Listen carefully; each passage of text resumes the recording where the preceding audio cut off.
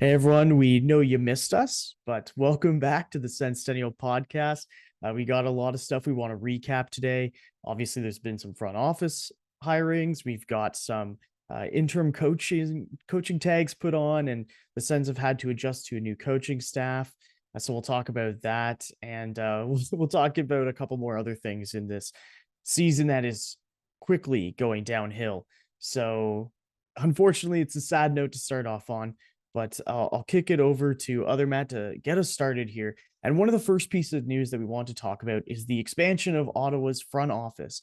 And of course, Steve Staios was, the interim GM, and now he's the permanent GM. Who would have thought that was coming? So, so he's GM now, and in moves that happened at the same time, we got Dave Poulin, the TSN hockey analyst, is now VP of Hockey Operations, and Ryan Bonus was promoted to Associate General Manager. So that's kind of what's going on in the Sens front office. And I'll kick it over to other Matt to kind of give us his take on Dave Poulin coming in to Ottawa. Well, I guess he's always been here, but it's nice to see a hockey mind that seems to be really well respected in the hockey community being added to the Ottawa front office. It almost reminds you of a certain Pierre Maguire a couple of years back. Just kidding, obviously. I think it's definitely an interesting hire. I had some reservations when I saw it, mostly because he does have an interesting thought process when it comes to hockey and how it should be played. And it's a very, I don't want to say archaic because that's a bit of an unfair word, but it's a classic hard-nosed style of hockey.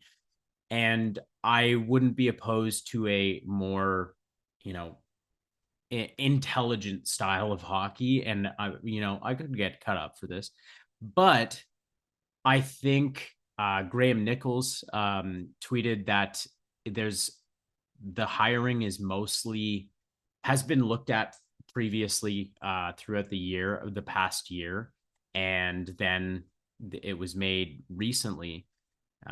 But it was because of the culture aspect of things and what he can bring to the team and how to sort of formulate an identity.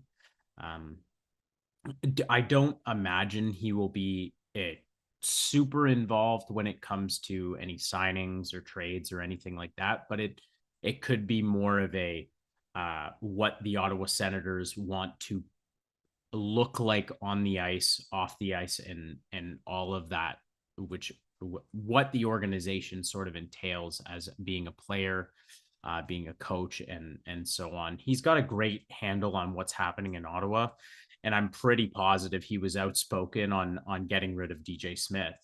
And so it's important to have guys from the outside looking in that it isn't just a bunch of confirmation bias and trying to you know write their own narratives. It's good having outside opinions come in. Yeah. And I think he's a guy who's had a respectable NHL career. So, of course, that matters. And I'm sure it matters to a guy like Steve Staios, who also had quite a long tenure as an NHL player. But aside from that, I think, some people point out that his time with the Leafs, that era was not exactly great. But I don't think that really the Leafs have had much success even since 2013. Yes, they've made the playoffs a bunch of times, but I don't know if you could really blame Dave Poulin as like being one of the downfalls of that Leafs team. Like, it is what it is. So at the end of the day, I've liked his analysis on the Sens regarding a variety of topics on them over the past year. Um, I think, like you said, there's some times where he has like that old school mindset when it comes to hockey, and I get that. And when you have a player like Brady Tkachuk on the Sens, like I get it, I get the mindset. He also played for Philly, and we all know you know, the stereotypes around how the Broad Street Bullies used to be. So it makes sense to me. But Bennett, I'd like to get your opinion on this hire. Yeah, it's an interesting hire. I don't have a problem with it. I think Dave Poulin has showed over the years that he has a good hockey mind. I think that, he's going to be, I believe, senior vice president of hockey ops. He's still going to be reporting to Staios. Ryan Bowness is staying on in an associate GM position. So I think that, if you're worried about, hiring someone who's 65 and who has sort of what some might be considered to be like outdated hockey ideas, there's also like younger influences there to like balance that out, and also in like more senior positions as well. So I don't have a problem with bringing in another voice there. He's known to Andlauer and Staios. He's worked with both of them in the past. Him and Andlauer sat on the AHL executive committee together. So they have a lot of experience working together. I don't have a problem with Andlauer bringing in his guys. We always knew that was going to happen. That's, what we were prepared for. And now, that's slowly happening. So I think it's good. I think more voices in the room is usually good. I think for the last few years, there was, Pierre Dorion and sometimes Ryan Bowness and not a whole lot else.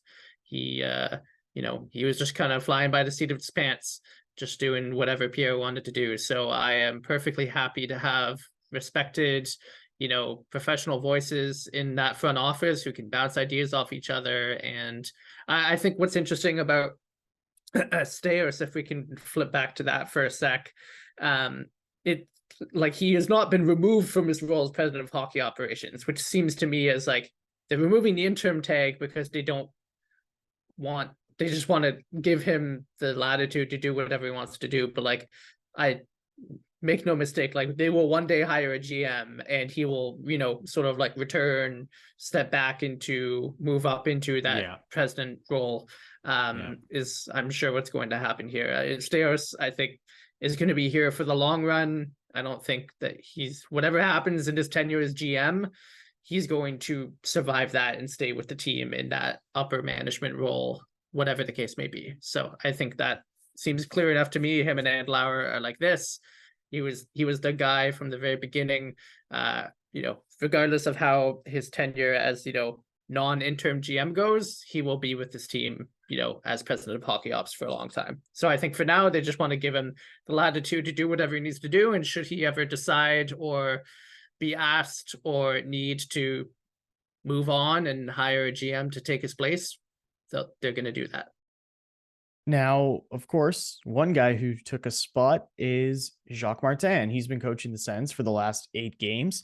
Started off at the middle of a road trip. They were playing Arizona, Colorado. Blew leads in both those games and lost. Came home to play against Pittsburgh, where they blew the lead in that game, but won in overtime. Beat the Leafs, and then had a blowout loss to the Devils. Beat Buffalo, and since have had 2 more road losses to bring the overall record under Jacques Martin to 3-5.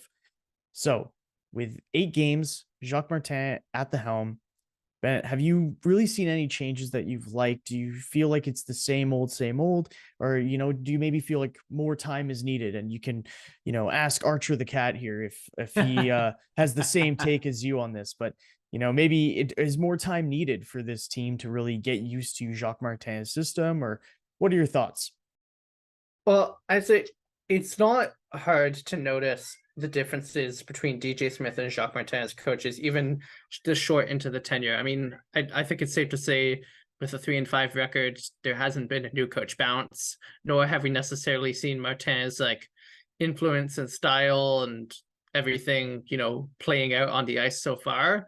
But, Martin, just based on what I recall from his previous tenure when I was very young, and, what I've seen from him behind the bench so far, it's like he's not like a rush into things guy. He likes to sit back and observe and think about things and then like make little like tweaks and adjustments as time goes on.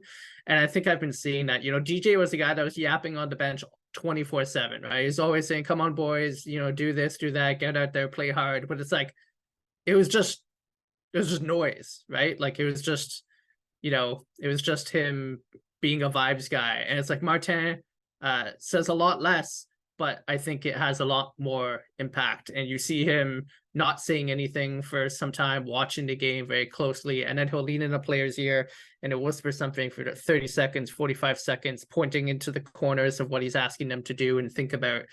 And that kind of instruction, it's going to take time for it to come good. But, I have some faith that his influence will be a positive one. I don't think want or expect that he's going to be the coach heading into next season. But if he's going to be here for the back half of the season, I'd love to see his sort of like,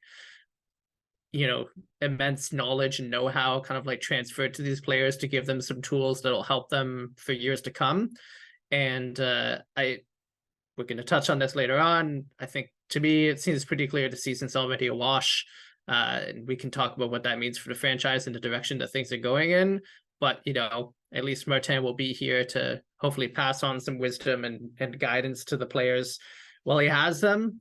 And hopefully maybe light a fire as well. We can adjust his comments from this week, calling out the mindset of some of the players in the team. And we can talk about what you guys think that means. But all that is to say that I think that we've yet to see this team take the step under Jacques Martin. But I think that has less to do with him and more to do with everything else.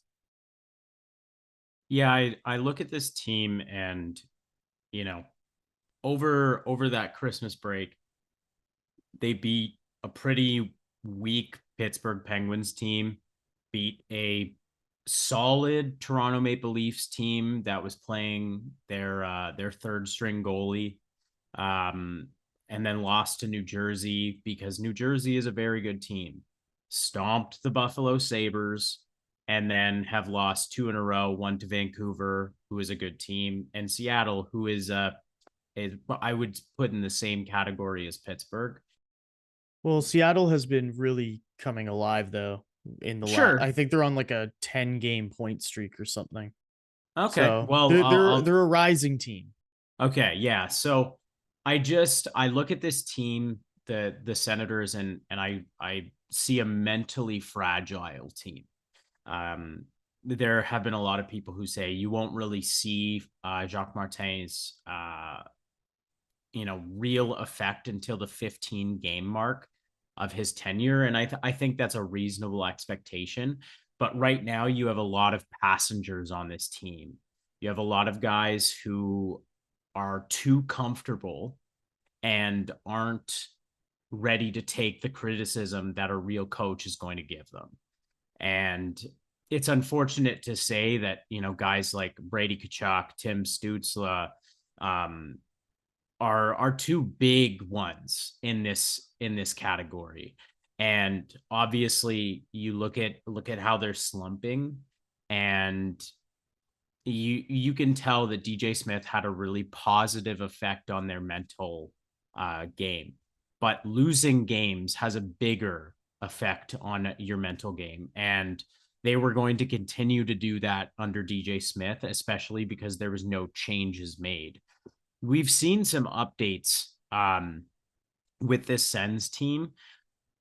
And, yesterday against Seattle, going into the third period, they were only down 1-0. And a lot of the time, the Sens if they lose, they are losing by almost 3 goals, generally speaking. And there's no close games for them. And I think what we're going to see is they are going to continue to lose, but they're going to continue to lose, but closer games. Their defense is going to tighten up, and there's going to be a lot less passengers on this team. It's going to be a tough road to be a Sens fan, especially because Jacques, we're 7 games in, I think you said. 8. And 8 games in, and he's already called out the players, and as he should. I think everybody should have called out the players as well as DJ Smith, but we're not getting enough from anybody. And that includes the goalies. We talked about previously. Forsberg has a stellar game against Buffalo, but it was a very, low key game. The Sens defense played very well, and then they get stomped by Vancouver, and he lets in 4 goals on 11 shots, something like that. So we're in this vicious cycle of not even mediocrity, just flat out bad. And I think guys need to take accountability. They need to listen to their new coach and forget about the old one. Enough is enough. It's time to move on. You are a professional. You make a lot of money to do what you do. Move on and be better. Yeah, and I think some people kind of got pretty angry because Ian Mendes did an article in The Athletic on Tim Stutzle, and he did a great interview with Tim Stutzle, and there's a lot there. And one of those quotes that got people fired up was when Ian Mendes talked about the head coach position and the change there with DJ Smith to Jacques Martin, and Stutzle said it was tough with the coaching change. I loved playing for him. He meant a lot. I'm a really thankful person and a loyal person, and a lot of the guys wouldn't be here without him, and a lot of our guys wouldn't have signed those contracts without him. And some people believed that this meant that if DJ Smith was not head coach, that players wouldn't have signed long-term contracts. And I don't think that that's what he meant. We have to remember this is a guy who is not English as his first language. He is obviously German. So, that can cause miscommunications. And I think people were misinterpreting this because there's already some frustrations about Tim Stutzle this season and not producing as well as he was last season. And so some people believed what they wanted to believe about this quote, rather than, in my opinion, seeing a quote where he was just saying that DJ Smith took these guys from being young, new to the league, and made them into the players where they could sign those long-term contracts and earn their pay. And I know this season we can argue that maybe some of the guys aren't, but when they sign those contracts, we can say that they were definitely worthy of them. So anyway, I think that got some people fired up, but they didn't do as much reading of the rest of the article. And he talks about how the team has to take accountability for DJ Smith being fired and that it's never on the coaching staff, it's on the players. And he also talked about Jacques and Alfie being around for a long time, having a positive effect on the team, and that he feels like his 200-foot game is improving under them. So I think that those quotes are important to add, and it's not like he's on the outs with Jacques Martin and Daniel Alfredson. It seems like it's just a player who's still very young. He's turning 22 soon, but he's still extremely young. Yeah. And it's the first time he's had a coaching change in the NHL, and he's been in the NHL for a few years now. So, it's a new experience for him. And I also want to just kind of touch on some of the backlash that got. And Ian Mendes had an extremely beautiful tweet about just the essentially like people need more media literacy. They need to understand that things have context, and one screenshot doesn't tell the entirety of said article. And that's what's extremely frustrating is Sens fans are at their limit right now. And I totally get it. But at the same time, Matt and Bennett and myself, we are all podcast hosts, but we also know that at a point we need to not let that dictate our happiness and dictate our feelings and call out players that we don't know them. We don't know who these people are. We don't need to shit on their everyday lives. We don't need to do anything. At the end of the day, it's a sport, and we're able to people love sports, and I get it, but it's okay to take the foot off the brake sometimes or take the foot off the gas sometimes and just enjoy sports a little bit without it being end of days. No, yeah, you're not wrong there. I think it's a lot of pent up frustration with this fan base. It's been, 7 years that we're going on now where this team is not going to be in the playoffs. And, I myself, I'm frustrated too. And, sometimes it's hard mentally even to want to make content about the Sens because you're just like, man, this is such a bummer.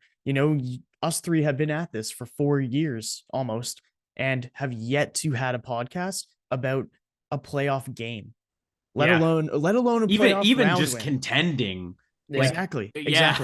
So, and that says a lot, Maybe 1.5 episodes last year after the trade deadline, we were like, maybe it's possible. And then 2 weeks later, we're like, okay, another losing season. Yeah, I remember when we traded for Jacob Chychrun and we did a live stream and that night it had already had 500 views. And The point I'm trying to make earlier is that Sens fans are passionate and dedicated, and being in this lull sucks. It sucks, but at the same time, here we are. It's all Yeah. good. But what's been nice is Jacques Martin hasn't been afraid to go to the media and Yeah. say what he needs to say. And he was on TSN 1200, and he had a few quotes that shout out to JR for posting them on Twitter, but or sorry, X. But Jacques Martin had like called out, hey, this team hasn't been to the playoffs in 5 years, not even close. Yeah. They need to look in the mirror to see where they're at. As a last resort, he even said that some players might get benched or might not get as much ice time as they expect because he expects better of the players. And I think those things are all quite important. And more than that, he said that he even met with the goaltenders when he first started as coach. And he went to them and said, it's the one area where the team has got a lot of talent, but they haven't been effective because of whatever reason, but they're leaving their goalies dry. Is essentially what's happening. And I may have framed that a little bit wrong, but essentially what he meant was this team has the talent. They have the personnel to get the job done in front of the goalies, and they haven't. And at the same time, the goalies are a byproduct, or the defense is a byproduct of the goal. Like it's a two-way street. A vicious cycle. Yes, and it's a two-way street. And then he even mentioned, I know everyone, jumps on social media and they're like, look at Cam Talbot. Jacques Martin did the same thing, which is pretty funny, but he's not the only goalie that's gone elsewhere and done well. And, Joey Decord, it took him a while to get there, but now he's playing quite well for Seattle. We got to see that the other night. Even Gustafson, he's had a rough bout this season and in the last few games, but overall, even with some absolute stinkers this season, he's still above 900 with his save percentage. So, I mean, it seems like almost anywhere ex-Sens goalies go, they do better. And that is a problem that needs to be addressed. And I think Jacques Martin is trying to get to the bottom of this and get those bad habits out of the organization, out of the team, and really get them to play a full defensive game where they can give their goalies a chance to make some damn saves. And hopefully, in turn, the goalies will feel more confident and their play will improve as well. That's what I got to say on that. Yeah, just to put a bow on Martin's comments and, this sort of malaise we've seen take hold over the last couple of weeks. It is this team had a lot of problems with complacency, and we've mentioned this before in the podcast. It goes right to the dog days of the Melnyk era when the team wasn't spending to the cap. It wasn't investing in its hockey operations. It wasn't investing in its scouting. It wasn't investing in any element of the operation of the Ottawa Senators hockey team. There was those quotes from Michael Del Zotto from Daily Faceoff the other day, where he mentioned that it was hard to believe that the Senators were a real organization at times when he was there, noting that in his first game, players were served, like lukewarm quesadillas from takeout containers, after one of their games when, as a player with the New York Rangers and other franchises, they would have had their choice of, like freshly prepared food from their chefs who would provide, whatever meal they wanted, a lot healthier options, more filling options, and that, players were often left kind of like, if they didn't want like a reheated quesadilla for dinner, they had to like go through a drive-through somewhere. And it's like that kind of, it takes so much time and investment to like break that kind of like stranglehold, that complacency that was at the heart of this franchise, and it's been at the heart of this franchise for years. And Staios and Andlauer, Andlauer is owned the team for fewer than 4 months, and it's going to take, Melnyk owned the team for like 20 years almost. It's going to take time for that to rebound and to get past those kind of like expectations. And they're starting to get rid of people who were part of the problem, like DJ, like Pierre Dorion, people who were, brought on and who cut their teeth with this franchise at a time when results didn't matter, and when there was a hard cap on what players and coaches and front office people could expect in terms of support from ownership, as well as investment on the ice and off the ice. So it's going to take time to get past those kind of like that malaise, and you're seeing it on the ice. Like these players, like they were rebuilding team has been rebuilding for a long time, and fans are starting to demand results now that we're supposed to be in this period of success and competition within the league, and it's not happening. And you can see that like these players don't really know yet how to take that next step. And I don't think that players like Brady Tkachuk and Tim Stutzle, have both been in for criticism in the last week or two, I don't think that they are players that are naturally complacent. I think we've seen both of these players exhibit, recently this season, last season, the season before, fire and drive and determination. It's one of the things that we like the most about these guys that are part of our core. But it weighs on you. Losing all the time weighs on you. Having, your expectations at the start of each season turn to ash before, the new year starts weighs on you. And, right now they're being called out on it for perhaps the first time. And that's an important first step in breaking this cycle. Is you need to recognize this is rock bottom. This is on you now. There's no more excuses. The money is there. There's people in front office now that have experience and vision and know how to make this team succeed in the long term. You have a coach behind the bench that's done it all and that has all of the wealth of experience that comes along with it. The time for excuses is over, and it's going to take some time for that message to get through, but I have every confidence that it will get through. But it's going to take time and work and effort to undo all of like the harm of the Melnyk years. And it's not going to happen this season, and might not even happen next season, but it's going to be a process. And that'll kind of be one of the more interesting things to watch, actually, in my opinion, going into the offseason, is what they're going to do with the coaching. Because obviously Jacques Martin right now, currently the oldest coach in the league, and he obviously can still coach. He still has it in him, but he has that interim tag right now. And I'm wondering if come the offseason, they'll move him back into a front office role and instead bring in a new coach. And, it's interesting. Coach who was recently let go from the Blues, and that would be Craig Berube, was on that Nick Kyprios podcast that he has. I can't say I listened to it, so apologies for not knowing the name, but he was on their show, and he was asked whether he'd be interested in it was a very leading question, whether he'd be interested in coaching a team in Ontario, Canada. And he said every coach generally wants to have that opportunity to coach a team in Canada. And if it was the right fit, it's had the same direction in mind as the general manager, he would be definitely open to an opportunity like that. And right near the end of the podcast, they hit him with a little statement about how it'd be good, like fun or, exciting to coach a player like Brady Tkachuk. And Berube just essentially said that every coach would love to have a player like Brady Tkachuk. So it seems like he would be interested if the opportunity presented itself. I don't know if the Sens are going to wait to the offseason to have more options. My eyes would be on a guy like Mike Sullivan.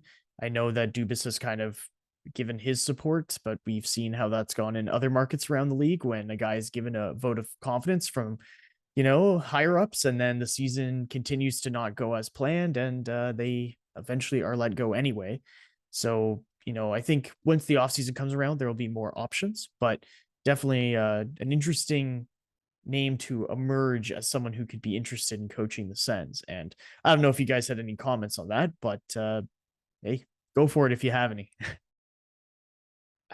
Yeah, I mean, I'll reiterate what I said before. I expect Martin to be here to the end of the season. They'll give him some time to cook, to pass on his knowledge and know-how. And then in the off season, that's when they'll make the full permanent coaching hire when more players are available. I know insiders and analysts that work in the league and with the league and with teams have stated over and over that teams do not like to have their coaches poached.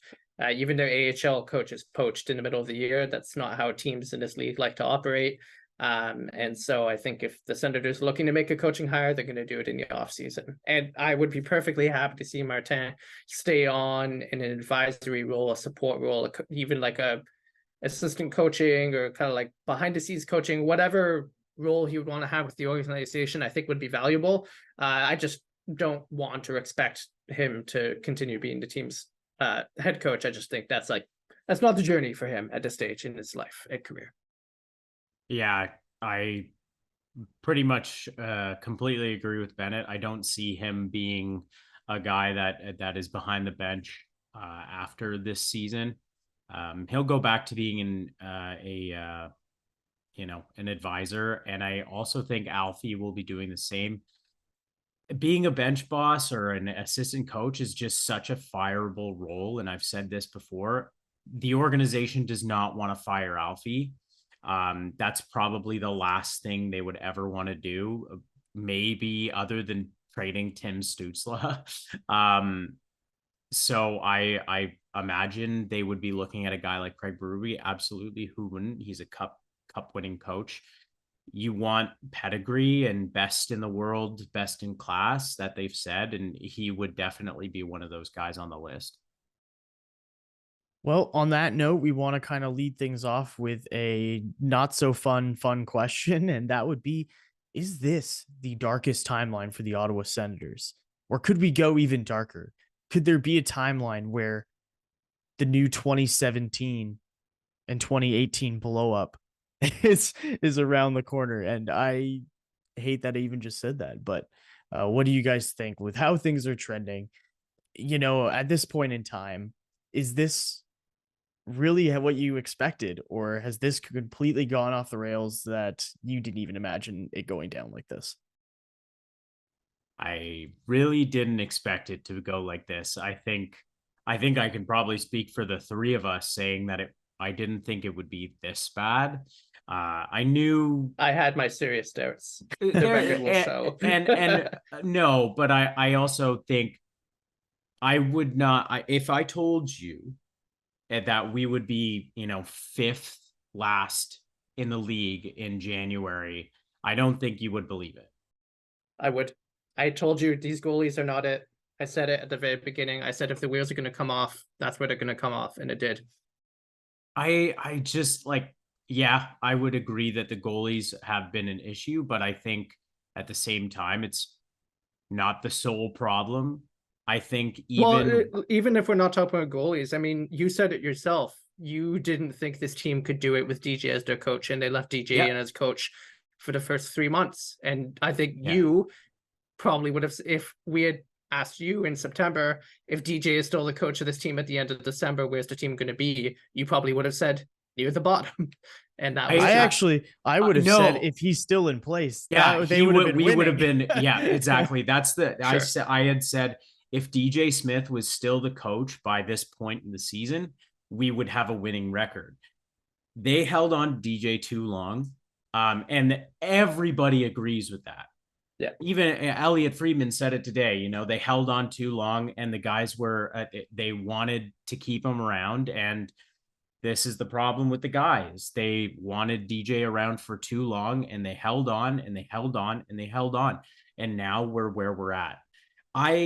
If you told me we would be fifth last in the league, I wouldn't believe you. Simply looking at the core of players that we have, our goalies should be just average. They should be, but they're not. They've been really, really bad. And I think that's the really annoying part of it all, is that we are just sitting here watching this team that has a defense core of Thomas Chabot, Jake Sanderson, Jacob Chikrin, Artem Zub as a top four that can some nights not defend, or our top six or top nine not being able to score goals, or our starting goalie who makes $4 million a year not be able to make saves, or our backup goalie making 2.85 a year not being able to make saves. It's just it's everything compacts, And you said it yourself. It's a rot. And to me, it was all because of DJ. And then that losing mentality just kept going because of DJ and these guys just being complacent. And now we're fifth last in the league. What I will say is I think, come this offseason, there's going to be some major changes. Yeah, Ottawa's going to lose one of their next 3 first-round picks due to the whole Dadonov kerfuffle. That's going to happen, but right now they have 2 first-round picks in this upcoming draft. Whether they use both to select players or whether they use their own first-round pick, which will seemingly be a higher pick to select a player and then use the other first-round pick as a package for another like roster player from outside the organization. I think we're going to see some changes this summer if this team finishes as poorly as they seem to be finishing. So that's my piece on that. And like Matt said, I think, these issues compound and then you just get this brutal effect where your defense are having a bad game, which in turn makes your goalie have a bad game. And then your goalie loses confidence. So then the next game, your goalie might have a bad game, even though the defense are playing okay. And it's like never ending, or your forwards will just turn it over in their own zone and it leads to a goal against. Like, it's always some part of this team that's having a deficiency. And if they're not going to click, then something needs to change with the personnel. And I think that's kind of where it's at. And yeah. I think, sadly, on that note, I think that's where we'll wrap up this wrap-up for this week. But thank you so much, everyone, for tuning in. Really appreciate it. Bit of a longer wrap-up this time because obviously there was a lot to go over for the holidays. But appreciate you hanging in there. We've got a new episode coming up next week, and we'll have a guest featured in that one, and we're looking forward to it. So stay tuned for that. You can find us on all the social media accounts that we have listed on the screen. If you're listening to audio, you can find us on Twitter at Senstennial or Instagram, The Senstennial. Those are our main platforms. And we'll see you guys next time. And all you can say is go Sens go.